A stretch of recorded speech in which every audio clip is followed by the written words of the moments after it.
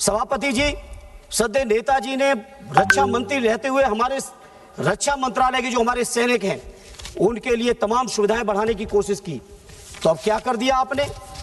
हालांकि रक्षा मंत्री जी मौजूद नहीं है, लेकिन सरकार की सामूहिक जिम्मेदारी है। आपने हमारे रक्षा मंत्रालय के सैनिकों को पेंशन न देनी पड़े तो उसके लिए अग्निवीर की टेम्परेरी नौकरी ले आए। क्या कर रही है सरकार? क्या कर रही है सरकार? इस सरकार की जो नीयत है मैं समझ ही नहीं पा रहा हूं।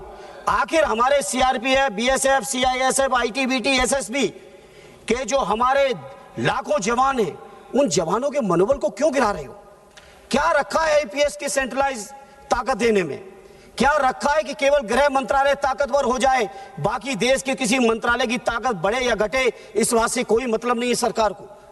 इसलिए मैं इस मौके पर बहुत जिम्मेदारी से कहता हूं, ये बिल जो आया है, ये बिल देश के सशस्त्र सुरक्षा बलों का मनोबल गिराने के लिए आया है। और मैं गृह मंत्री जी जिम्मेदारी से कह रहा हूं, ये बात जो कह रहा हूं रिकॉर्ड में रहेगी हमेशा। ये जो कुछ भी आप लोग कानून बना रहे हो, चाहे इस बिल के माध्यम से हमारे केंद्रीय सुरक्षा बलों के मनोबल को गिरा रहे हो, उनके पदों को घटा रहे हो, 13-13 साल, 15-15 साल हो जा रहे हैं, उनको प्रमोशन नहीं मिल रहा है। जितनी अवधि में आईपीएस लोगों को 3 से 4 प्रमोशन मिल रहे हैं, उतनी अवधि में हमारे पैरामिलिट्री फोर्सेस के अधिकारियों को 25-25 साल तक एक पदों पर पड़े हैं, कोई प्रमोशन नहीं मिल रहा है। और उसको कानूनी अमली जामा पहनाने के लिए जब हमारे सैनिक साथी, जब हमारे पुलिस के बल के लोग, केंद्रीय पुलिस बल के लोग न्यायालय से जीत जाते हैं, तो आप कानून ले आते हो। उसके बाद राजा साहब आप बहुत तारीफ कर रहे हो। मैं समझता हूं पूरा देश का अर्धसैनिक बल इस बात को देख रहा है, पूरे देश की हर सीमा पे देख रहे हैं लोग, जो हमारे देश की 13,000 किलोमीटर की जो सीमा है उसको देख रहे हैं।